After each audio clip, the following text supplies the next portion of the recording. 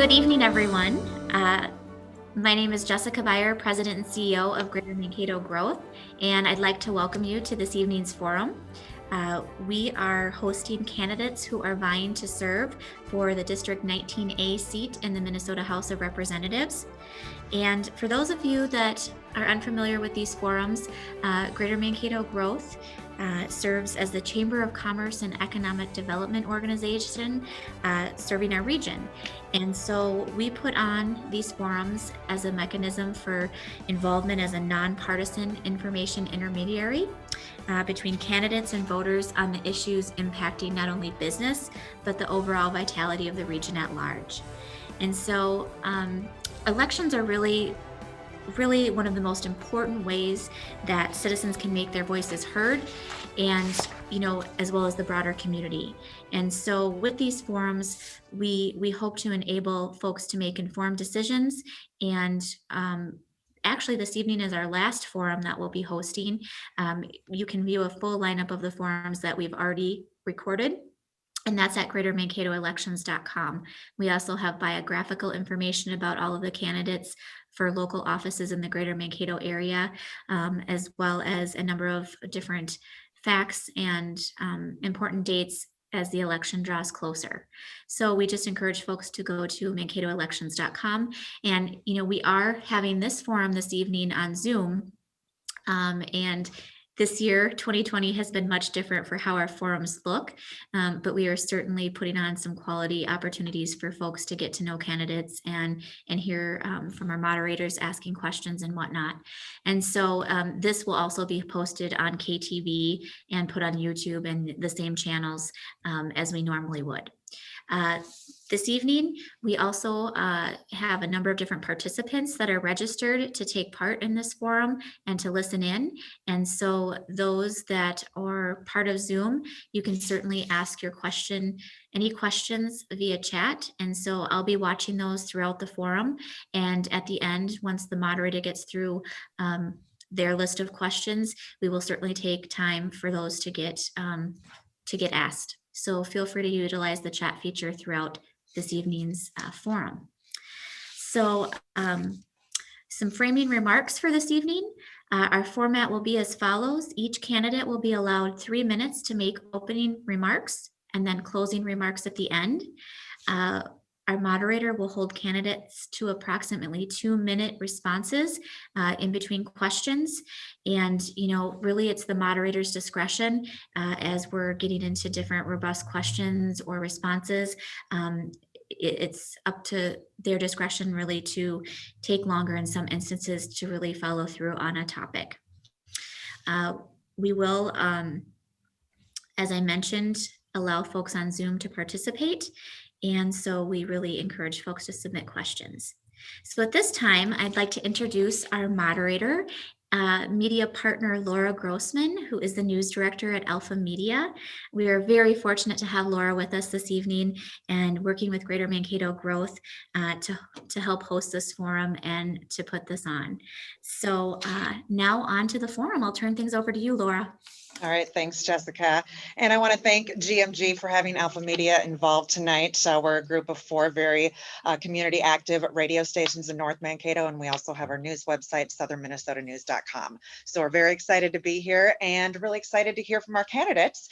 And it is my pleasure to introduce those candidates. Running to serve District 19A in the Minnesota House of Representatives are Jeff Brand, the incumbent of the DFL, and Susan Ackland, his Republican challenger. We'll start right away with opening statements, beginning with Jeff Brand. Hey everyone, I hope you can hear me okay. I'm State Representative Jeff Brand. It's been my honor to serve District 19A for the last 2 years.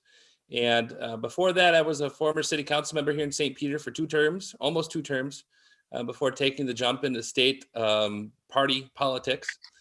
I will tell you that a lot of the things that I've done at the legislature these last 2 years have been grounded in, being a city council member and working with organizations and that sort of thing. When I got up to the legislature in 2019, I hit the ground running. I authored a total of 57 bills. The majority of those bills actually have Republican co-authors because I believe in working together with people across the aisle. In fact, that's our motto. Our campaign motto is working better together. I'm proud that our campaign has been a one in which we've had great conversations with people. We've made over 27,000 calls. We've been able to reach out to a lot of people in the district. And I'm really proud of the conversations that we had at the legislature these last 2 years with my constituents. I just reached out to a person today that is having some difficulties with his GI Bill, was proud to help him. That's the least I can do for a person who served in the military. Just one very brief and small example of what I do on a daily basis. I'd say the majority of this position is constituent services. It's taking care of the people that I represent. And so I'm glad to be here today. I'm really glad for the opportunity to have a conversation about all of the things that matter to Greater Mankato growth, and then all of the things that matter for our district. All right. Thank you, Jeff. 3 minutes Bet. to you, Susan. Okay, hi. Thank you for having me tonight. And so my name is Susan Ackland, and my friends call me Susie, so you'll sometimes see Susie instead of Susan. And so it'll be pretty obvious, but I'll make no pretense. I'm not a politician. This is actually my first time to ever run for any office. I've not been in a local election. I've not been in any kind of a state election. So it is all new to me. And, but not having any prior political experience doesn't mean that I haven't had some leadership positions on some boards, and in my career as a nurse, been supervisor too. So there's some leadership skills there, but not necessarily any political experience. I'll just say I was born and raised in Oklahoma. We moved to St. Peter in 1987. So we've been here for over 30 years, and both my husband and I work in the healthcare industry. He's a physician here, and I'm a registered nurse, retired. And so speaking of that, I was going to tell a little story about, I was outdoor knocking a few weeks ago, and a woman answered the door, and I could tell she really wasn't like initially supportive. She knew I was a Republican.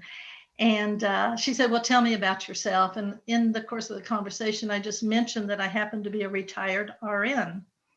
And she said to me rather pointedly, she said, what makes you think that being an RN qualifies you to be one of our legislators?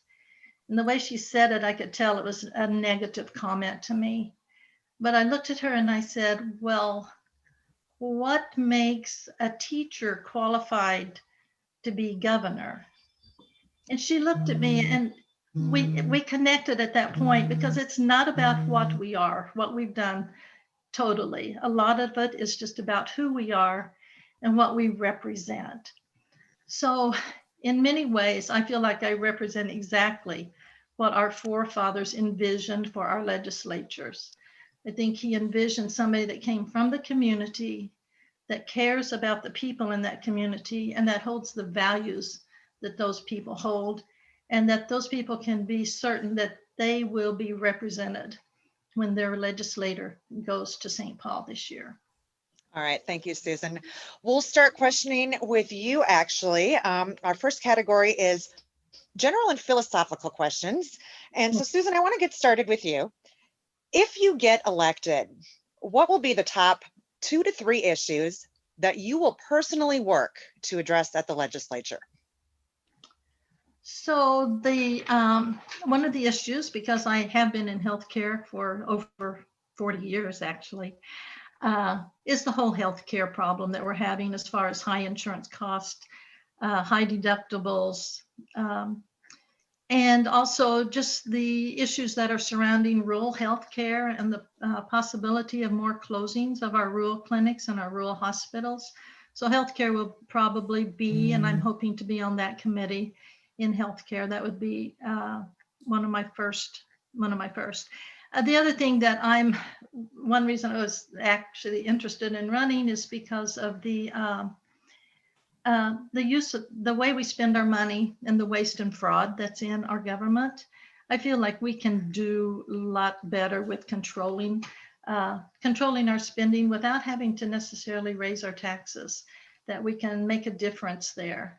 And so waste in the government is one of my high priorities too. And then, of course, the whole issue of getting us out of our, what is it, 4.7, I don't know what the latest number is, but our $4.7 billion budget deficit. How will we handle that? And that's going to be huge for us because we're all suffering to some degree or another through this whole COVID and the problems that we're having with, keeping businesses open, keeping businesses running smoothly. So anyway, those would probably be my top 3 issues. All right, Jeff, and same question to you. If you are reelected, what are the top 2 to 3 issues that you will personally work on to address at the legislature? And thank you. To be clear, are we getting 2 minutes per response? Correct. Okay, thought so. Okay. My first priority is going to be how we address the state through the pandemic. I think we have to get on the other side of this, and it's been really tough, and I don't see us getting out of it without having some sort of a national response. And so it's going to take a different change in leadership. It's going to take folks that are willing to work with all 50 states in order for us to address this pandemic. We need to get this over with. There are countries who are going back to movie theaters and restaurants, and we're still having a hard time with the fact that we've lost 215,000 people in this country. And we continue to lose friends and neighbors across our state here in Minnesota. And so that's issue number 1. The second issue, obviously, is the budget. We're looking at between a $4 to $6 billion budget, which is about 12%. Can you imagine taking about a 12.5% cut in your income? That would make some hard decisions possible for you. And it's going to make some possible hard decisions for us as well at the legislature. I am hopeful that the federal government will come through with the 50-state bailout, but in the case that they can't, then we have to make some really tough decisions. I would like to think that, when it comes to the legislature, there's 2 approaches. There's surgery with precision and balance, and there's surgery with a brick.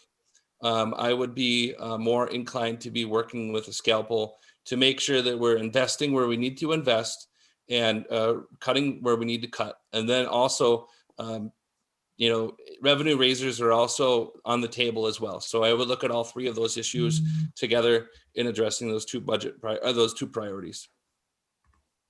Okay, well, we'll stick with you, Jeff, for our next question. We've already talked about it a bit tonight. Everyone claims the current level of divisiveness and partisanship at the legislature seems to just be getting worse. How do you view the state's current political climate, and how would you use your role as an elected leader to shape that climate going forward? That's a very good question, and I think it's something that we grapple with at the legislature a lot, especially now as partisan as it has become in the last few months with the mask mandate or the governor's peacetime emergency. It's become very partisan. I wish it wasn't. I wish that it was just normalized behavior for us to wear a mask right now in order to prevent the spread in our communities. But unfortunately, some of us wear masks and some of us refuse to, and it's really unfortunate. At the end of the day, I don't want to happen in my house what happened in the White House. And so I support wearing a mask. And I'm glad to see a lot of compliance in the communities and a lot of respect. I think that, I had a very good conversation with somebody across the aisle, and they said, yeah, I wear a mask as well. So it's not just a specific partisan issue. At the end of the day, I authored 57 pieces of legislation. 90% of those legislation bills actually have Republican co-authors. And then, because I was able to work across the aisle to get some really big things accomplished, I had also have to have Senate co-authorship and Republican co-author because they're in the majority. So it's working with them instead of burning bridges. And I think it's really important to note that because we got some really impactful things done in divided legislature. We're the only divided legislature in the country, and we got a lot of things accomplished. Not as much as I'd like to see, but we got some stuff done. And at the end of the day, because of that, the co-chairs of the House Civility Caucus actually asked me to participate in the Civility Caucus in the House in 2020, right before COVID hit. And so it's unfortunate we didn't meet as much, but I had an opportunity to showcase what I had done in the legislature, and I'm proud of it. And Susan, how would your presence in the legislature help to shape the political climate and move away from the divisiveness and the partisanship?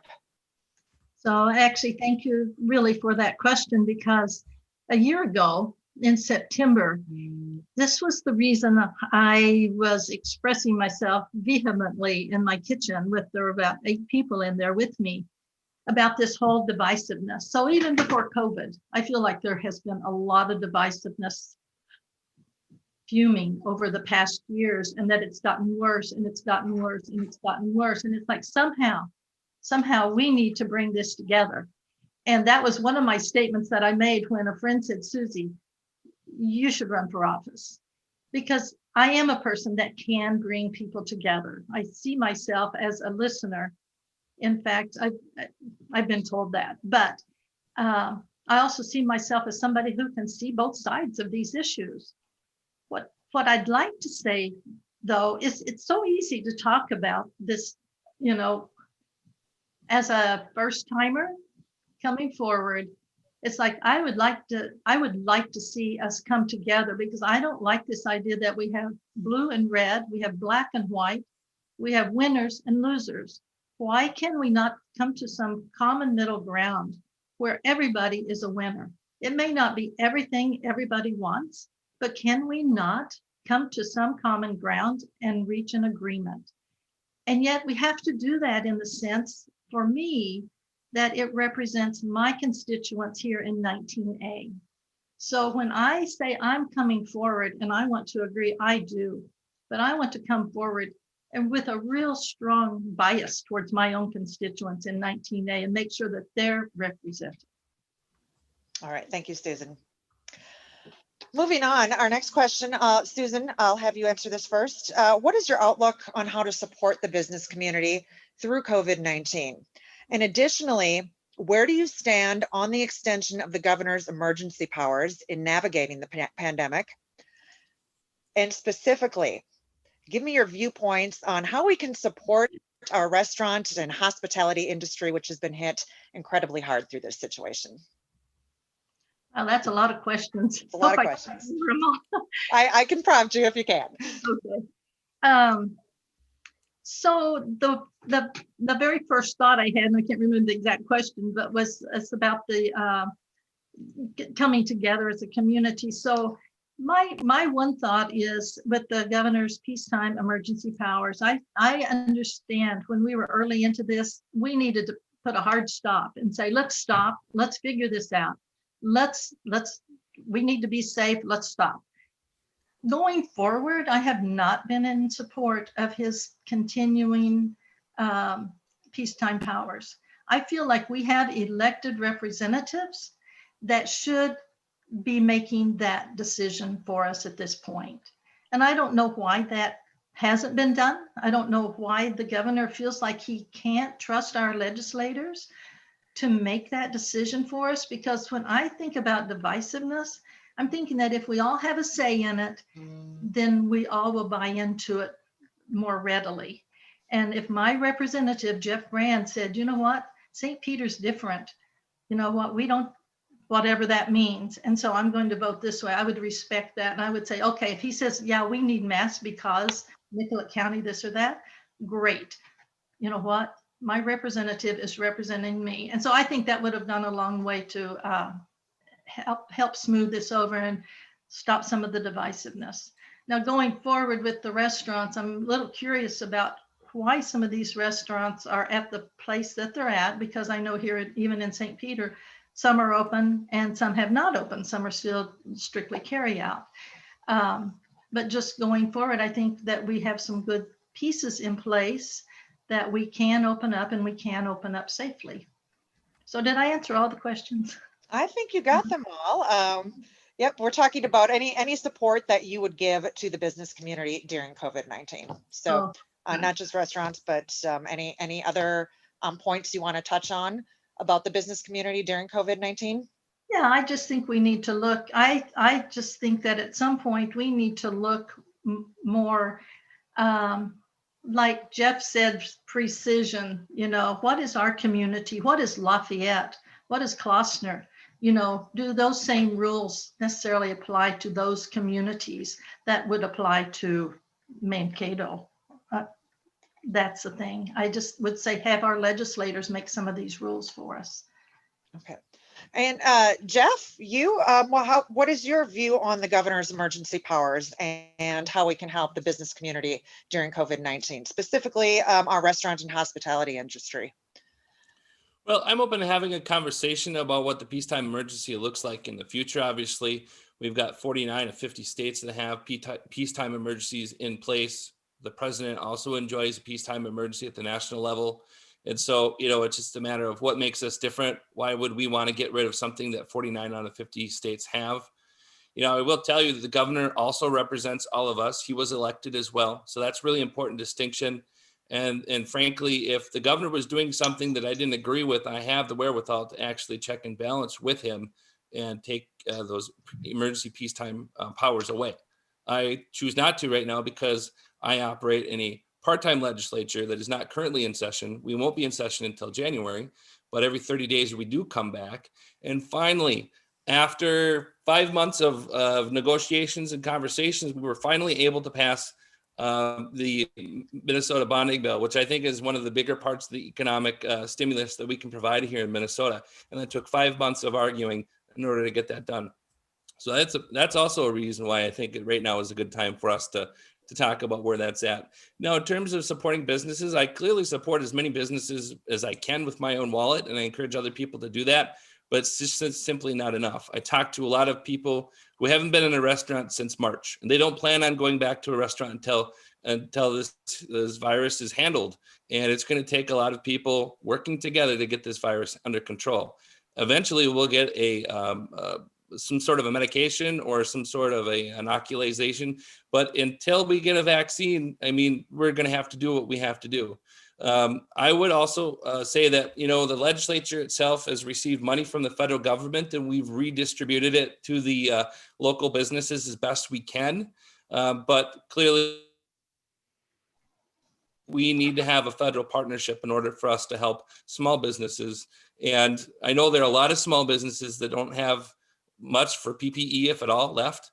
And at the end of the day, we're going to need to help those businesses the best we can. And it's going to take all of us. All right. Thank you, Jeff.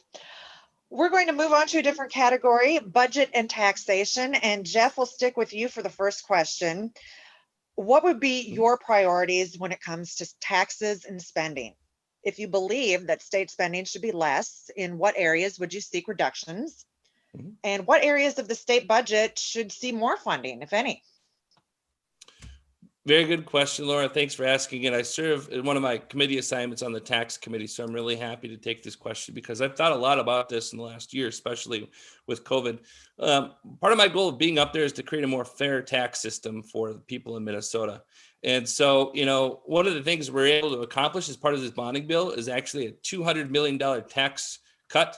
I know during a pandemic, it's a little bit difficult to be us talking about tax cuts, but for farmers and small businesses now, Section 179 has been passed. The governor intends to sign that. So that'll be an important part of what we can do. But that's just a small portion. We need to make investments also. And clearly, we're going to have conversations about what it means for a world-class education during a pandemic. We're going to need to have conversations about how we fund our transportation system. That includes the highway user fee. And so that's really important for us to have that conversation as well.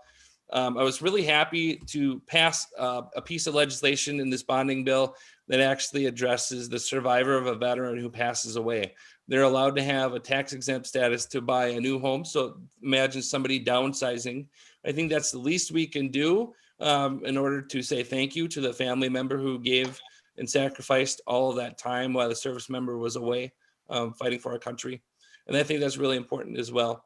And at the end of the day, there's some other really important things that we can do, things the House passed, but the Senate refused to do, including a tax on repatriated income and also the global intangible low tax income, the GILTI tax at the federal level. They allow us to at the state level, conform with the federal tax bill. And that would mean an additional about $400 million per biennium that we could use, especially now during a deficit. I would have really loved for us to pass that in 2019 because that would have meant $400 million less that we have to address in 2021. But, that's how it goes. but there are some real big important tax discussion conversations we have to have. I'm also really happy that we passed a cut for the working family for their income tax, and finally an increase in the working family tax credit. And then something I'd like to hear from both of you. I'm curious with COVID-19, if the state budget would see an increase in funding for businesses that have been impacted by COVID-19, or healthcare for people who may have had long hospitalizations and they're under medical debt. What are your thoughts on that?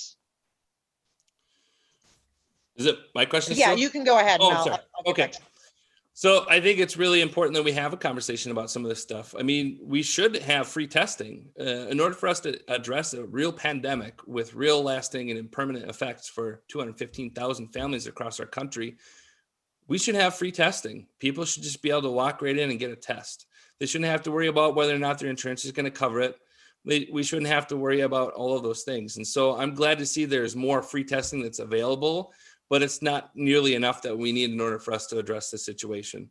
Also, healthcare costs and stuff like that as well. We're talking some very big and expensive costs. And if we shoulder that as a person and individual, or if the healthcare industry has to shoulder that, that cost has to be passed on as well. And that's going to go back to the customer. And so those are big and worldwide type of conversations. But I think at the end of the day, that's where our state and federal partners can also come in and help. All right, thank you. Susan, to you, what would your priorities be when it comes to taxes and spending? And if you believe that state spending should be less, what areas would you seek reductions? And what areas of the state budget should see more funding, if any, in your opinion? Okay, thank you. So a couple things that just came through, and the whole budget issue is not one of my stronger points, but there's a couple thoughts that I have, and one is about our businesses. So one way we have more revenue is when we have more businesses. And so I think we should find ways, and maybe this is even through tax incentives, that our businesses could more entrepreneurship, more reopening. So the more businesses we have, if we could actually maybe charge them less tax in the beginning to help them get started. So more businesses, lower taxes, and eventually this will even out and we'll have more taxes. So that would be one thought that I would have just for as far as the taxes. And the other thing I see that happens is that we lose a lot of our seniors after they turn 65 because we're not a tax-friendly state for our seniors. So if we could actually help keep our seniors in Minnesota, I think we would increase our tax base there, because just having them here, they're going to be paying their income taxes and their discretionary taxes on items that they buy. And so keep our seniors here if we can, by giving them the not even special tax breaks, but Minnesota's like one of the few states that actually charges tax on Social Security. I mean, things like that. So increase tax revenue through some measures, like by giving businesses a break, maybe for 5 years or something on their taxes, and encouraging seniors to stay here. Like I mentioned before, the spending, let's address the waste and fraud first. Like maybe we need to, I think it was Reagan had the Warren Commission, and he figured out just simple ways to save a lot of money. I mean, I've heard that because of that, all the Social Security checks go directly, into the bank now instead of via mail. And so that saved the state a lot of money, or saved the nation a lot of money. So I think there's ways that we can really pare this down, look at it, just function more efficiently. And what are your thoughts when it comes to the state's budget and COVID-19? How do you think, with the problems that COVID is creating, how do you think we can get the economy back on track? And do you see any areas because of COVID where we might need to increase funding for things that COVID is affecting? Yeah. So, and Jeff kind of brought this up about people who, and maybe you said it, people who are catastrophically affected by COVID. They're in the hospital for months on end. This goes back to the whole insurance problem of these catastrophic illnesses. So you can have insurance that covers, most illnesses, most healthcare problems that you see on a day-to-day basis. But when people have these catastrophic illnesses, that's where I think the state really needs to come in and help with that, with some sort of catastrophic plan for these people. And so the other thing I was thinking about was, the other thing I was thinking about too is, taxes and spending. One area that I actually think we need to maybe look at is the helping seniors to stay in their homes longer, helping seniors to afford assisted living, because a lot of them stay home too long. They should be getting more help. And that's become so expensive right now. And I think we need to really look at that. All right. All right. We will move on to transportation. Just one question, and we'll start with Susan. How do you propose addressing our state's transportation challenges? I don't know. Oh dear. So are you, I'm assuming you're talking about the infrastructure for Infrastructure, yes. I don't know if Jessica wanted to touch on anything more. Jessica? So infrastructure investments in transportation, there are always needs within transportation, bonding or no bonding, and looking at what's needed for transportation investments into the future for Minnesota. Right. So I will tell you. And how to solve that. Okay. I'm just going to preface this by saying I'm from Oklahoma, so I travel back and forth. You can definitely see that Minnesota seems quite far ahead of the state of Oklahoma and some of the other states in the quality of their roads and the quality of their bridges and the quality of their roadside parks. I mean, it's amazing. When you cross the border, you're in Minnesota, because we have done a good job. So I think whatever's being done, we need to keep that up. And secondly, with the, as far as funding those in the future, sometimes I feel like we need to really just prioritize what needs to be fixed now, what can wait 1 year and what can wait 5 years, and then prioritize that and work from there with the money that we have or that can be allotted. Thank you. And same question to you, Jeff. How do you propose addressing our state's transportation challenges? Minnesota happens to be one of the few states that has 10,000 lakes. Well, more than that, actually, 17,000 some hundred lakes, but we also have rivers and streams. In Minnesota, we have about 600 structurally deficient bridges. And we haven't actually passed an extra funding source for transportation efforts since 2010. And the price of concrete, the price of labor has gone up, rebar as well. Those are real world costs. And if we are going to continue to pay 28.5 cents for our gas tax, we're going to get less bang for our buck over time. And we've got red states and blue states in this country that have actually passed a gas tax, but somehow in Minnesota, we haven't quite found the political willpower to do so. But I think we should. I really do think that we do need to do something, because when I go to the pump and I pay $2 a gallon for gas, or if I go to the pump and pay $3 a gallon for gas, the state doesn't get any more money. More of that goes to the oil producers and manufacturers and sellers. And that's unfortunate, because we lose out. We really do, I think, in the state. Right now, we're budgeting for a $1 billion deficit for our transportation department over the next 20 years. Now, think about this. Highway 14 took 50 years for us to get to the finish line. That's 50 years. But just imagine if we had adequately funded our transportation system over those years, how easier that would have been for us to accomplish sooner. That would have meant actual saving of lives on the highways. Now, we don't know those people would die because, obviously we would have less fatalities. But those families would actually have their loved ones now if we were able to fund our transportation system more adequately. I also have to point out, the first mile of a load of grain is on a township road, most likely. And we don't fund our township roads very well as well. And so it's really difficult for us to have these conversations when half of us are interested in doing something that actually is adequate for the people and the needs of Minnesota transportation. And the other side and the Senate is less interested in doing anything. We just passed a bonding bill. It's a $1.8 billion bonding bill. Of that, 600 million is borrowing for our transportation system. So we'll have to pay that 600 million back plus interest, although the interest rate now is pretty low, over the course of the next 20 years in debt service. I'm not sure that that's exactly how we should be doing these things, but that was part of the grand bargain that we were able to accomplish to get a bonding bill done in Minnesota. I would much prefer us to do something that we've been constitutionally dedicated of doing in this state for the last 50 years, and that's increase our gas tax. So you do support the increase in the gas tax. Susan, can I go back to you and ask if you support that increase? So on the surface, no, I do not. Not for my district.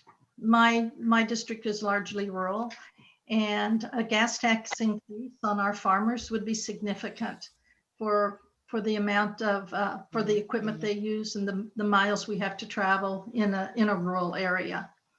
So it also typically in this area you might have to drive larger cars, larger trucks. It would just be a higher burden on rural Minnesota. Do you believe we keep prioritizing, as you said earlier, and put projects aside? So I think that, what we need to look at that there again, it's the gas tax, any way you can get money is good. Any way you look at that. I mean, that theoretically is a good thing that you can get the money that way. But when you think of the burden it might, for me, I'm representing 19A, and I don't think that would be the right thing for my constituents. All right, thank you.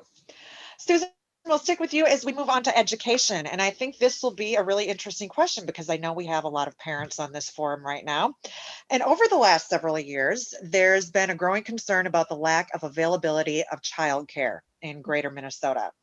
Many community leaders see this as one of the primary obstacles to developing a strong workforce and creating economic growth, especially given COVID-19 implications. What is the state's role in addressing the shortage of childcare in Greater Minnesota? Are there policies or programs that the state should adopt that will increase the supply of childcare? Am I first? You're first. So this kind of goes back to I talked about seniors earlier and the needs they have at the end of their life. Children have these same needs at the beginning of their life, and it's very important that we take good care of them. So if the obvious answer might be, well, more daycare centers, but how do we do that? Because we already have such a shortage. And what I understand, we have the shortage because of all the regulations and the expense of that. So I think that part of it is, and I'm not sure about this, but I know part of it on the senior end is that we don't have enough healthcare workers to take care of our seniors.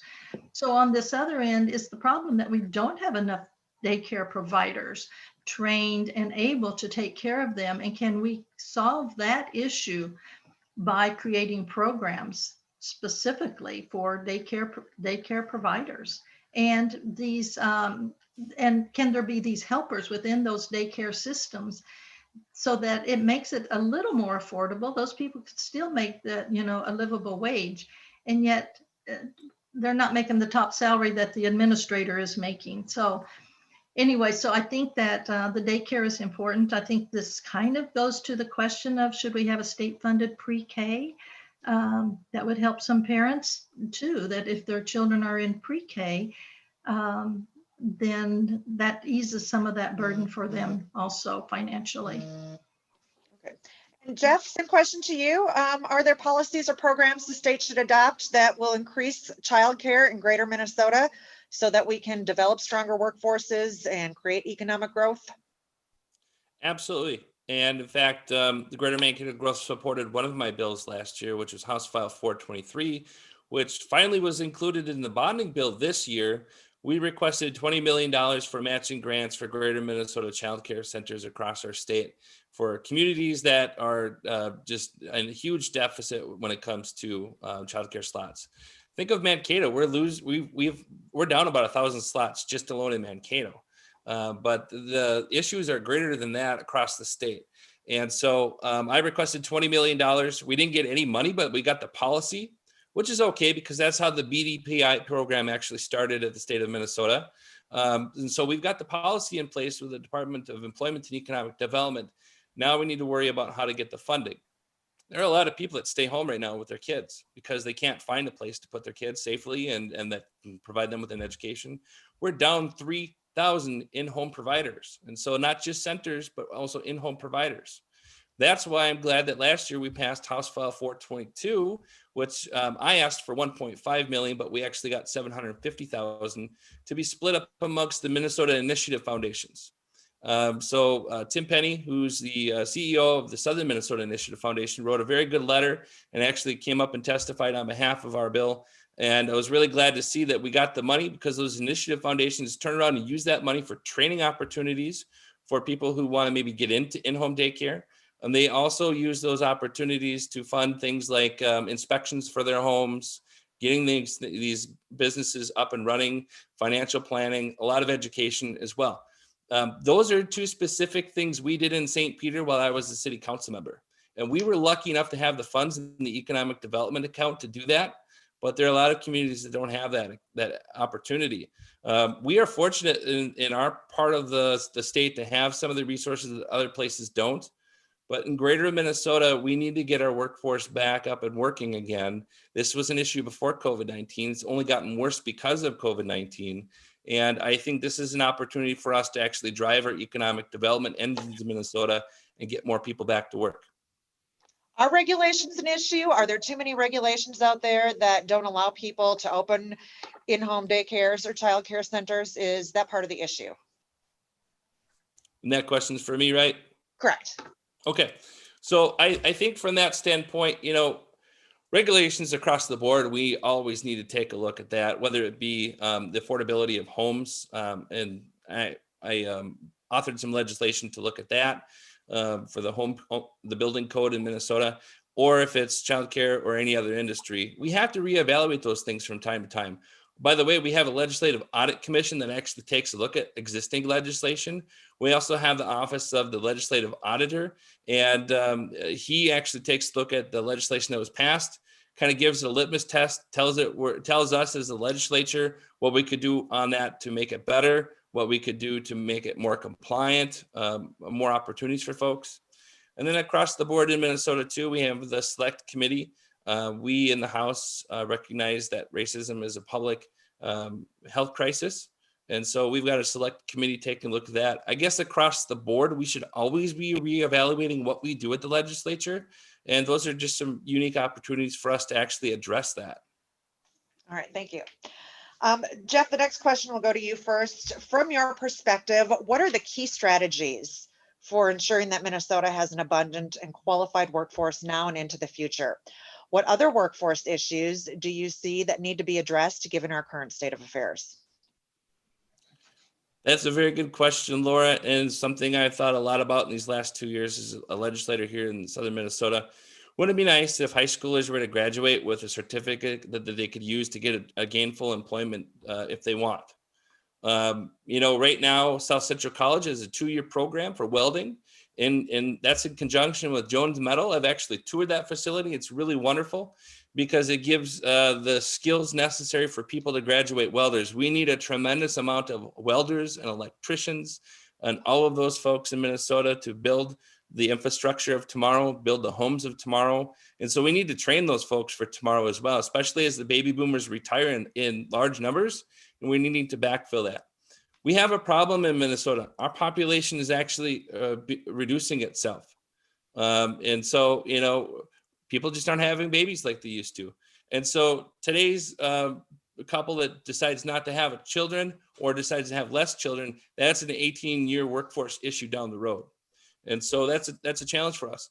Also, I think when we're talking about abundant workforce, immigration is really important for Minnesota. That's how we get some of our really talented and skilled employees. And I think it's really nice that in greater Minnesota, in Mankato, I should say, we have the opportunity to welcome a lot of people because we're a little bit more of a welcoming community rather. And so, when we have folks come into this country, It's welcoming them, but also routing them towards gainful employment and skills that they could develop to become larger wage earners. I would be remiss if I didn't point out that I've been endorsed by 17 labor unions. I think it's really important because I think a union job is the fastest ticket to the middle class.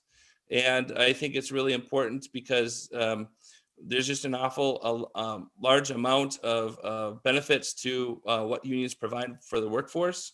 And then also I would close by saying this, we've got some great programs. Those great programs cost money. And there's no doubt, again, that we're going to be talking about budget cuts, and we're going to be talking about what we're going to do in education and that sort of thing. We need to make sure that we're investing. And I think this is clearly an opportunity for our state. We need to continue to invest in order for us to continue to have the abundant and skilled workforce we need. Because at the end of the day, I know there are people that are members in Greater Mankato Growth that wish they had those employees yesterday, because they'd hire them and they'd be making more widgets, whatever that widget is. And because they're not able to find those employees, they can't make as many widgets to meet the demand, so they can't make as much money. And so that's a big economic development issue that we also have to address. All right, Susan, from your perspective, the key strategies for ensuring that Minnesota has an abundant and qualified workforce now and into the future, and what other workforce issues do you see that need to be addressed given our current state of affairs? Okay. Was Jeff's answer 2 minutes? I thought, I probably ran a little long, and I had, yeah. That's okay. I wasn't complaining. I'm just, wow, that's a lot. Thank you, Jeff. He hit on a lot of the things that I actually think are important too. One of them is this whole, the idea of graduating from high school and be able to go into some kind of training, even an apprenticeship program. All of us have different strengths and different skills. And I don't think we're tapping into the skills that we need for some of our labor, our electricians and plumbers. I have a terrible time getting some of those people to come to my house without waiting a long time. And so I think we need more of those quality laborers in our community. And they can make a very good salary. But if we could push that forward a little bit faster and make that appealing to them, I think that would be great right from high school. Let the kids know what's available. What are your strengths? What are your skills? What do you like to do? What would you like to do with your life? So the high school piece. And the other thing he touched on, and I would agree, is I think we could tap into our immigrants a little bit better. They come here, maybe they have some skills and maybe they don't. But you know what, every man is worthy of his wages. And I think if we could give many of the immigrants a skill that they're proud of, that they can make a livable wage with, that would just be, that's a win-win situation for both Minnesotans that are here already and for Minnesotans that come here in the future, regardless of the path that they take to get here. I had to laugh at Jeff saying he was endorsed by all those unions. I'm kind of proud that I'm not endorsed by any union, except maybe the police. I think that's the police association, but simply because, and it's not that I'm against unions. In fact, my father, just a little side light here, my father was a union organizer for the Carpenters Union. He actually became a business agent for the AFL-CIO. And I learned a lot from the unions, from him about the unions. So I'm not opposed to unions. I think they do some good. I think there's some things that need to be improved within those unions. But nonetheless, what I wanted to say about that is, I go back to the whole healthcare issue too, needing more healthcare workers. So we have needs. And I think we have the people here, but we need to make sure that they can get the training, that they can afford the training, that they can have their children taken care of while they're training. It's hard. It's not hard once you graduate from high school. If your parents, if you haven't been lucky enough to go straight to college, it's hard to come back when you've and get that training that you need. So I would be all in favor of working with people and in programs to put people who are, what do they call them, non-traditional students. back into the workforce and have them trained to do the things they'd like to do. All right, thank you. We're going to move on to a category that's really important to our area, and that's agriculture and economic development. Jeff, we'll start with you. Recognizing that in many rural communities, agriculture represents the largest economic sector and source of employment, Greater Mankato Growth Inc. includes Green Seam, which is an initiative to position our region as the go-to location for talent, business, innovation, and education related to agriculture. How will you work to further our state's ag economy to ensure that Greater Minnesota remains economically vital? Thank you for the question, Laura. That's a really important question. And as the Vice Chair of the Agriculture and Food Policy and Finance Committee in the House, is something that I've spent a lot of time these last 2 years working on. Right now with the economic recession, so to speak, that we're dealing with, we've had a lot of different things happen at once. We've had livestock that couldn't get to market. We've had to address that. We've had farmers who have lost lots of money because they made decisions 6 months prior, not knowing that a financial or an actual pandemic was showing up when it did. But Minnesota, we have a $20 billion industry, as you mentioned. It's one of the largest, and we only have a $7 million budget in the House of Representatives for that $20 billion economic boom. Mankato, within 200-mile ring around Mankato, we produce 1/4 of the country's ethanol, and we import or export that rather out of the state in large varieties. A lot of the corn that we have, but also the soybeans as well. It's really important to note that Mankato is the #1 producer of soybean oil in the entire country. And so that's really, really important.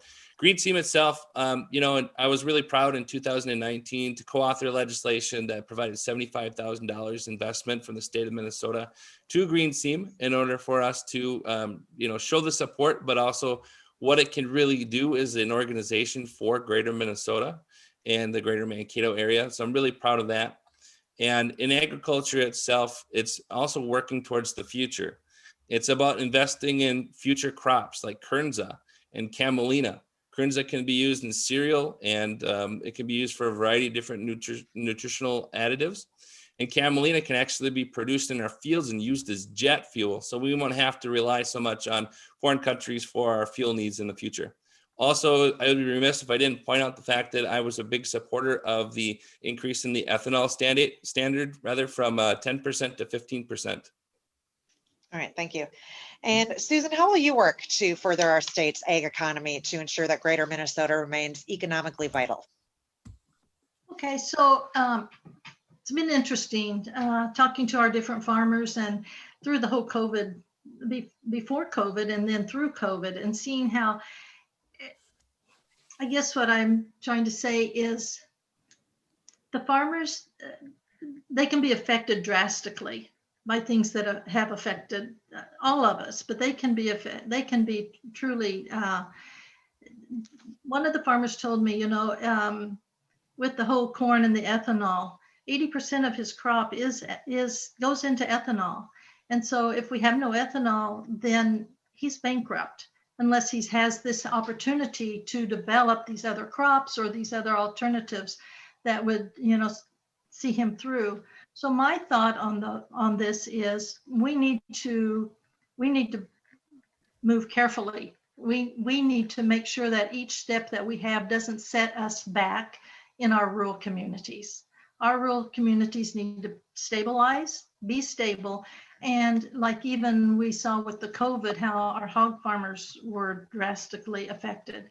So we know how devastating it can be. So I would just say, let's move forward, but let's move forward carefully and methodically, and give the farmers the best opportunity they can to survive and to pass their farms on to their future generations. Keep the family farms in the family if at all possible. Okay, Susan, we'll stick with you for the next question. What strategies or opportunities should Minnesota be focusing on to help support business growth and retention into the future? So the one thing I had mentioned earlier is that to support business growth, there's one is, you know, I talked about the taxes earlier, and I think that's still a great idea. But also the other thing that would really help, especially in rural Minnesota, is the whole broadband issue. That and I've seen that here in my own house, because without the broadband, I can't even Zoom half the time. We actually just increased it last week so that I wouldn't be cutting out during this conversation. But anyway, I think we need, and broadband's very expensive, and that's one reason we don't have it yet. But I think that it's something that would be necessary for us to do to keep our businesses thriving, and especially as we try to expand and try to keep our smaller communities growing also. All right, thank you. And same question to you, Jeff. Yeah, so I think it's really important to note that in the bonding bill that we passed, there's $8.2 million in the BDPI program, which is the Business Development Public Infrastructure Program. You know, I think of things like Owatonna, Minnesota, there is Bushel Boy, and Bushel Boy was able to get $400,000, and they were able to increase their greenhouse production. Who doesn't love a Bushel Boy tomato in the middle of January when you go to the grocery store and find that in the sticker? Those are grown here in Minnesota because of that. So our BDPI program is a really important part of economic development. Waseca just saw ConAgra. They're going to build a $200 million facility in Waseca, Minnesota. They could have gone anywhere else in the country, but they chose here in Minnesota, in southern Minnesota, because we've got an educated workforce. We've got people who are willing to be trained as well. But, you know, we've also got the willingness to have communities step up and support that. But we've got the BDI program as well. So they received $600,000. Another, I think, really important one that I want to point out is AURI. AURI, they actually do value-added products. And so if I've got a byproduct as a result of agricultural manufacturing, let's just say corn stalks or wheat stalks, you can actually send that to AURI and say, hey, look, I've got this product and I think we can make some money with it. What can we do with it? The R&D folks over there have actually developed some really cool products in Minnesota because of that. I was able to talk to a guy who was going through that program for black garlic as a health supplement. And this guy's local. And then also Sweet Scoops is made from the wheat chaff of the wheat plant as it's being harvested. And that's kitty litter now. Minnesota Farmers Union actually had that product, and I think they actually sold that. So there are a lot of things we can do, and I think we should do things to be more competitive. And those are just some of the few programs that we have in Minnesota to become more competitive. All right. We'll move on now to energy and environment, excuse me. Jeff, we'll start with you. What is your vision of the energy future of the state of Minnesota? Can we have it both ways, producing the energy we need at affordable rates to drive our economy forward, while also promoting renewable sources of energy to combat climate change? Well, I think it's really important to note that we don't have any oil deposits. We have no coal deposits. We have no natural gas deposits. And so if we're looking at our energy right now, we're highly dependent upon other states and other countries in order for us to turn the lights on or to drive our vehicles down the road. And I think when we're talking about having it both ways, I think we should be looking at an opportunity for us to become more energy dependent. And I think how we become more energy independent, rather, is to think about things like solar panels and wind turbines and hydroelectric water generated power. Those are all opportunities that are renewable. We have the resources here. We have a lot of sunny days. We have a lot of windy days in Minnesota. And actually the cost of those particular technologies are going down. I would be remiss if I didn't point out the huge advantage we have in our economy right now. There are 60,000 people who are running around in Minnesota right now as installers and maintenance techs and things like that for our green energy economy that we have in Minnesota. That is the fastest growing sector in our economy. And so I think we can have it both ways. Also, I think another thing to point out is that, you know, when we talk about small towns shrinking, well, there are a lot of opportunities for money to be brought back to those small towns because those 60,000 folks have to live somewhere. And so I'm thinking of communities like Alpha, Minnesota, which was a very small town of about 50 people. And now there's close to 200 people there because those folks that work at the neighboring solar array are actually bringing their families and investing in the local community. They brought back their diner.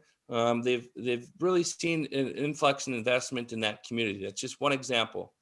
But I really am a big supporter of 100% renewable energy standard in Minnesota by 2050. I think we can get it done. I think Xcel Energy and other renewable energy or other energy providers are excited for that opportunity. They've already indicated that they want to work with us as a state to get it done. And so I think it's really important that we start looking at the future, not just to address how energy costs are going to go down in the future, but also how we're going to tackle climate change along the way. All right, Susan, I'd like to get your answer on this question too. Can we have it both ways? Can we produce the energy we need at affordable rates to drive our economy forward while also promoting renewable sources of energy to combat climate change? Okay, so just the first statement, renewable energy at an affordable rate. Just that piece right there, I'm just going to stop a minute and say, from what I've read, the renewable sources are more expensive than what we are currently using with the natural gas, coal, or the other sources. I know that my husband and I actually looked into putting solar panels on our house, thinking, you know what, maybe we can make that work, because I'm not against the green energy, but it did not pay at all. It was expensive, and our bills would have been higher than they are currently. And in 20 years, they probably, I don't know what happened, but it was like overall, it was not a good thing. So you hear the other arguments, you know what, wind is not consistent, sun is not consistent in Minnesota. So I think you always will have to have some other sources of energy to get us through, so we don't have the blackouts or the brownouts that other states experience. And I think there again, I've talked to some farmers, and some farmers have some solar panels, and some of them have some windmills, some wind energy. But I think that it will need to be a combination. And I think we can improve our environment by doing some combinations. But there again, you know what, we have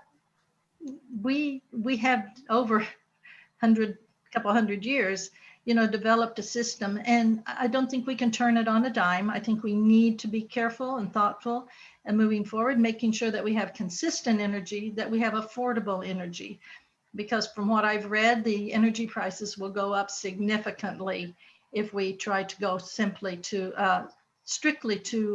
wind and solar. The other energy I think that's often forgotten is the nuclear energy. It is clean. And so I haven't looked into that strongly, but I think that at least needs some consideration. All right, thank you. We'll stick with the environment. And Susan, I want to start with you on this question. Minnesotans appreciate the quality of our lakes, our rivers, and our groundwater. However, the effectiveness of efforts to regulate both agricultural and municipal sources of pollution have been questioned. What would be your strategy to improve water quality in Minnesota?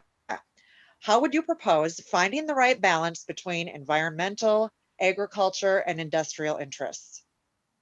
Right. That's what we need to do, find that balance between agricultural, industrial.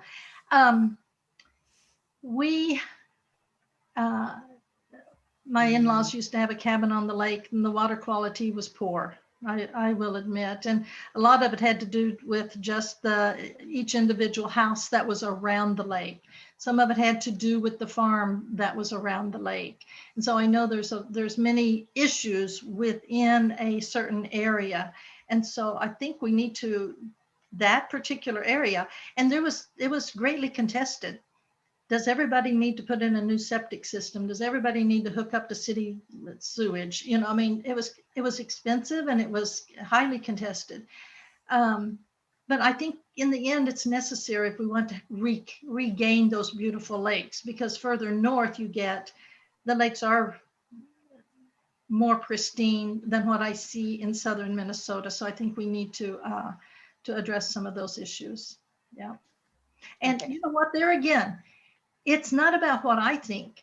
I need to talk to my farmers and say, you know what, you guys, what do you think? Because they're the experts on this. They're the ones that are going to say, you know what, we could do this, we could do that. And I think they are doing a lot.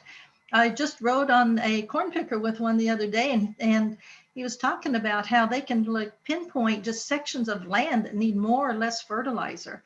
So they're getting smarter. They're working on it. They are trying. And I think our rural Minnesotans care about the environment. They're about the land. They want the land salvaged and nice like it's supposed to be, and the water clean. And if we can just help them do that, let's do it. They'll go for it, but it has to be in conjunction with what they want to do.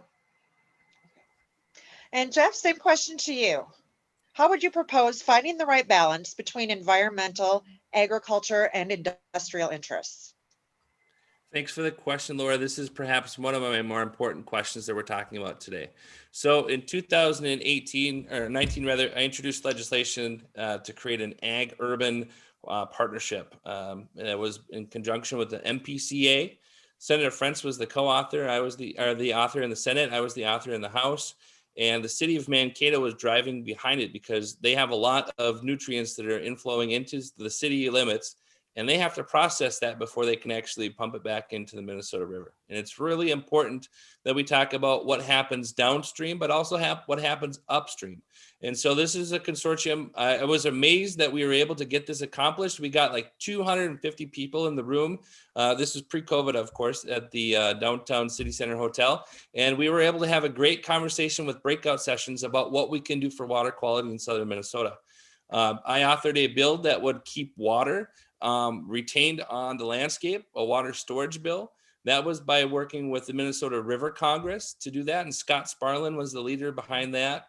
He worked with me, and we got a piece of legislation authored in the House. But of course, COVID hit, so we weren't able to have that conversation. But I'm willing to reintroduce that legislation and have that conversation.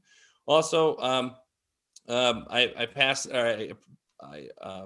authored some legislation that tackled chlorine pollution in Minnesota. So, you know, when you use your chlorine in your chlorine salt rather in your water treatment, it produces chlorine, and chlorine stays on the ground. And another thing that's really important when we're addressing chlorine pollution, take a look at the Mankato River Hills Mall. They use as much salt in that little facility as the entire city of St. Peter. And they do that because of liability concerns. And so how do we reduce the liability concerns without risking people getting hurt, but also reducing pollution on the landscape? I think those are all things that we can really address. I'm proud to be a part of some of those solutions, but we've also got some other things that we need to have conversations about, and I'm looking forward to having that too. Okay. All right, that is all of the scripted questions I had for you. And so we're going to take a couple of questions from our attendees. And I think if Jessica is still on here, I don't see her right now. I think we can just go ahead and take those questions right off of chat. Sure. Okay. I'm here, Laura. So I will start with the first question that was submitted, and I do welcome if folks do have questions they have not submitted in the chat yet, please go ahead. There's still time. So the first question is, with the SBA predicting as much as 40% of small businesses closing, what are both candidates' stances on statewide sales tax forgiveness, specifically for restaurants? So which one ended last? Jeff. I did. Ended, yes. So we'll start with Susan then. Okay, so that's close to what I have. I've been hearing that you said 36. You said 40%, I think, and I guess I had heard. No, I can repeat the question for both of you. Anyway, I think you said 40% of businesses were, yeah, and I had heard 36%. So I think we're close. So yes, and the person I was talking to, I said, is this a temporary close? Or are you talking about permanently closed? And he said permanently closed. So that's really huge, and that is significant. So truly for these businesses, and I'd mentioned some tax relief earlier in one of my answers to one of my questions. And honestly, I think that we need to bring our businesses back, because bringing them back, if you consider more businesses, less taxes, pretty soon you're going to have more businesses, so you'll have higher taxes, you know, more taxes raised. So I think we need to do what we can to bring our businesses back. Yes. All right. Jeff or Representative Brown? Yeah, so I'm not opposed to having conversations about doing some of the things that we have done in the past, like to back up when taxes are due, to kind of have a pause on that. And so, property taxes in the state of Minnesota, county by county, they decided at their will whether or not they wanted to, extend when taxes were due. We did the same thing with liquor taxes because we were seeing that bars and restaurants were going to be hit with a big tax bill that they weren't prepared for during the middle of a pandemic. And so I'm not opposed to that. I think the biggest thing is I would want to make sure that my cities and counties are behind the state legislature doing something like that, because that's revenue for them as well. Now, you might know that the counties and cities and schools districts are also going through this right now where they're actually doing their budget for the next year. And so at the state legislature, if we pull out the rug from underneath them before they have the opportunity to prepare for it, and frankly, they should be part of that discussion at the table, I think it's really important. Now, property taxes and stuff like that, if you want to reduce property taxes, one of the things that we can do at the state of Minnesota is to provide more local government aid and more county program aid. That's a specific way that we can lower the property taxes for businesses and homeowners across our state, and especially in our communities like Mankato, North Mankato, and St. Peter. Thank you. We do have another question from the chat, and we'll start with Representative Brand. Iowa and South Dakota are aggressively recruiting and attracting Minnesotan businesses. How will you ensure we remain competitive pro-business for both new and existing businesses? So that's also a great question, Jessica. Frankly, we do compete against our neighboring states. I will tell you that Minnesota has a 6% growth rate in the last 10 years. So people are actually moving from other states to Minnesota. If you look at Wisconsin, they're pretty stagnant. It's about 0.26%. So not even 0.5% population increase in the last 10 years. So people are moving to Minnesota. Well, why are they moving to Minnesota? I look at, like I just mentioned earlier, ConAgra. Why did they want to spend $200 million in Waseca? We have a talented and trained workforce. We have very bright students that graduate from high school, that go to college, that hopefully we can retain, and they can become management, middle management, and people that are working on the line. At the end of the day, we have the opportunity, I believe, to make our tax system more fair. That's something I've strived for the last 2 years, and I'm going to continue to do it as well. But we have to also be thoughtful about investing. So like the BDPI program that I mentioned earlier, and then also, our Department of Employment and Economic Development. There are a lot of ways that each of our commissioners can act. They can act as enforcers or they can act as helpers. I'm really glad that Commissioner Steve Grove has become very much an ally of businesses, small and large in Minnesota, as they look at developing new businesses in the state, and also to continue to exist in Minnesota, second, third, fourth generation businesses. All right, thank you. Susan? So the question is, how can we retain these businesses in Minnesota and not let them be being lured away to neighboring states? And really, when it comes down to it, I think so much of the time, it's all financial. It is where can a man do business and be successful financially? So we need to look at all those different things. Is the workforce here? Is the tax base right? I know just even in St. Peter, some of the businesses have gone out and for minor reasons, and it's like, man, I wish we could have just kept those small businesses here, given them, make this an attractive place to do business. I think another thing that people love about Minnesota, and I've heard this being from another state, people love the work ethic that Minnesotans have. And I think we need to just keep pounding away and positively reinforcing that we have that work ethic and instill that into our children so that we can keep that image going. People will come to Minnesota. They love it here. Thank you. So I do have one last question for submitted questions. And then Laura, I believe you covered everything as a moderator. So I'll just go ahead. So the one last question that I have is Sorry, I'm finding my notes here. So, can you explain how you will help bridge the divide between the Metro and Greater Minnesota priorities and create a vision for Minnesota that is really inclusive of Minnesotans in every part of the state? There seems to be, we have competing priorities in different geographic areas. And so, Susan, would you want to start with this? Yeah, I'd be glad to. This is a problem, I think. But so I think one way to lessen division is that every voice is heard. So even if you're a Metro person and you have these needs and your voice is heard, why can that not coordinate with what the rural needs and let these rural voices be heard?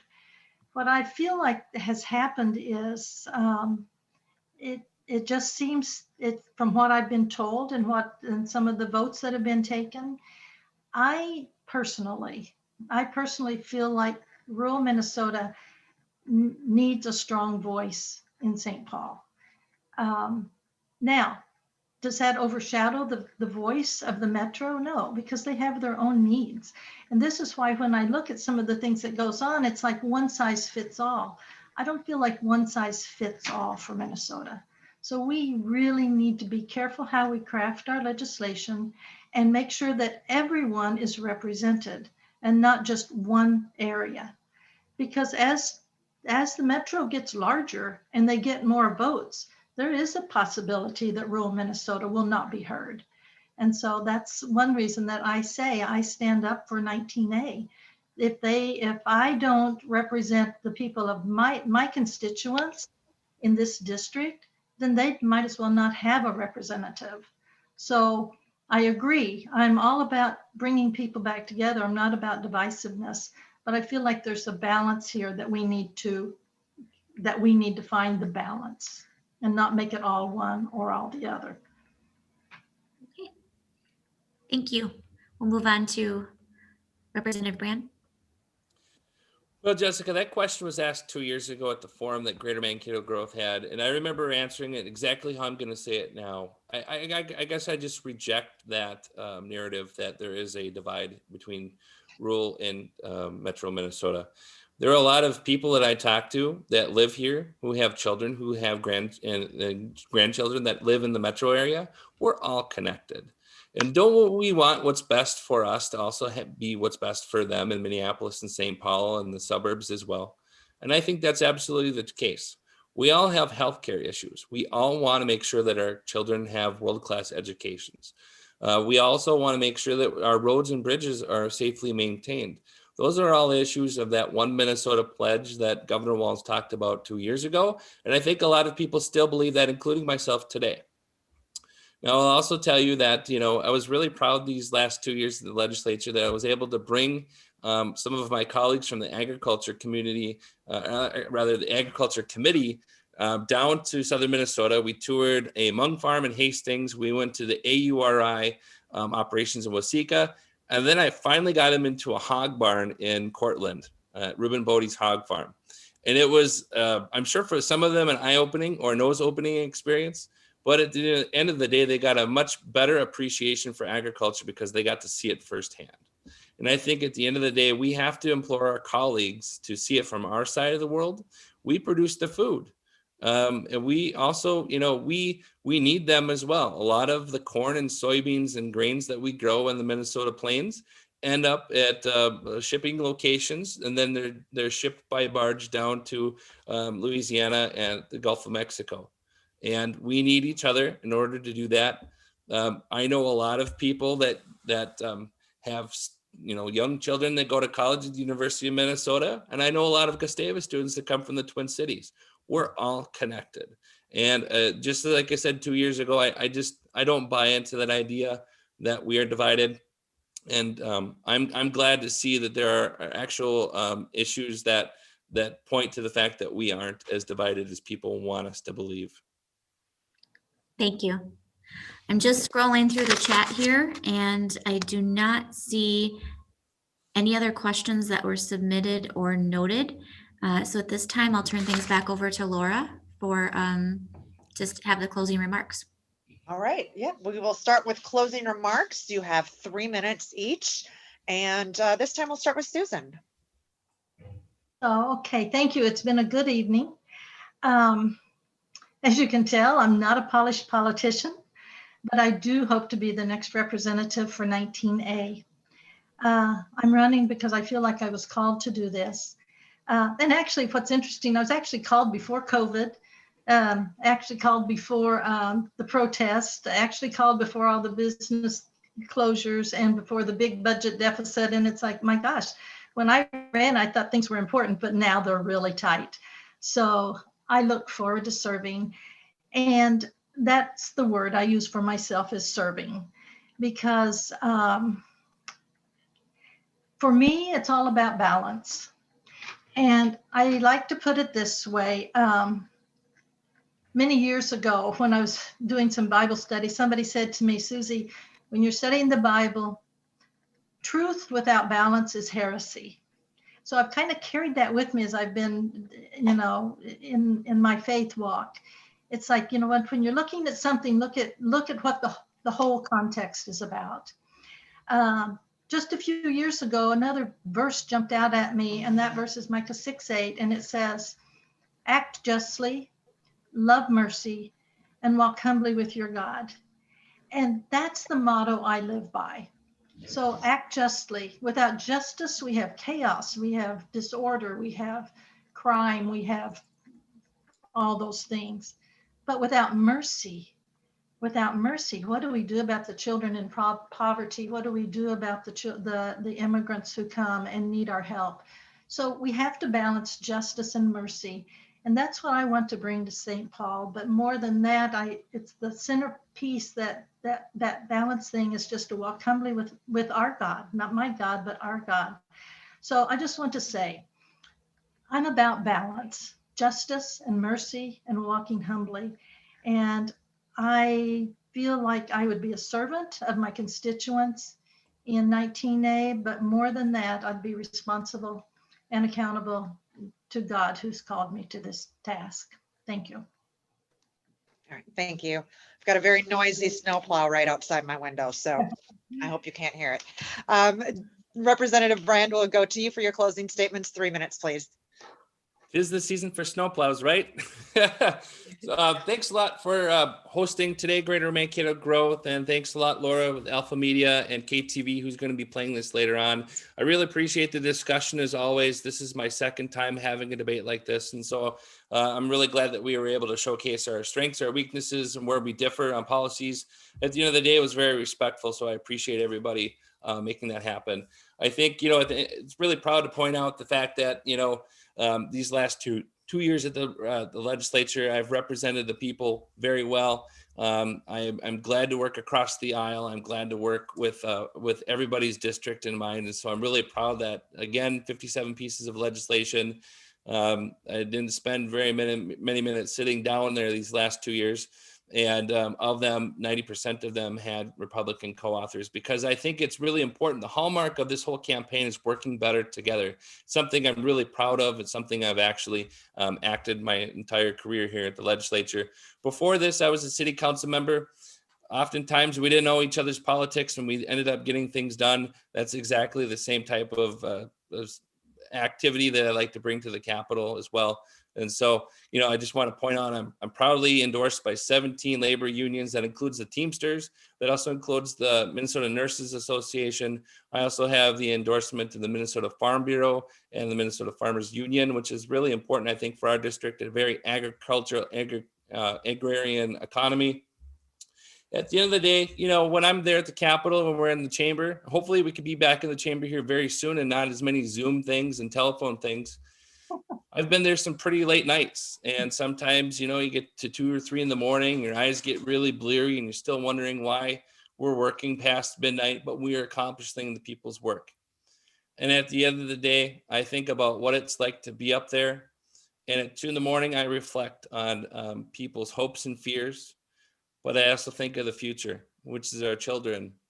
I'm proud to be a father, and I think that helps me to be a better legislator. I think I'm proud to be a small business owner. I think that helps me to be a better legislator. But at the end of the day, I'm really hopeful that people will go to the ballot box, and I hope that they will vote their hope. I think that, voting your hope for the future is really important, especially now. And having an elected official that knows their way around the Capitol, that's been through a budget, that's been through bonding situations in the past, is really important, especially at a time like this, for the steady and continuity of the future in Minnesota. And so thank you very much for your time. Thank you very much for having me here tonight. And everybody, please go vote before or on November 3rd. All right, thanks, Jeff. I'd like to thank everyone who attended tonight to listen to our forum, and thank Greater Mankato Growth as well for putting on these forums, because these local races are so very important, especially in a year like 2020. I want to wish both of our candidates the best of luck on election night. It's 2 weeks away from tonight. Thank you both so much for being here. Thank you, everyone. Thank you to the candidates. Thank you, Laura, for moderating, and for everyone's participation. Thank you. Thank you. Thank you, Laura. Thanks. Have a good evening, everyone. Good evening. Don't forget to visit greatermankatoelections.com, and we can, this will be put out there for a link later on. So thank you.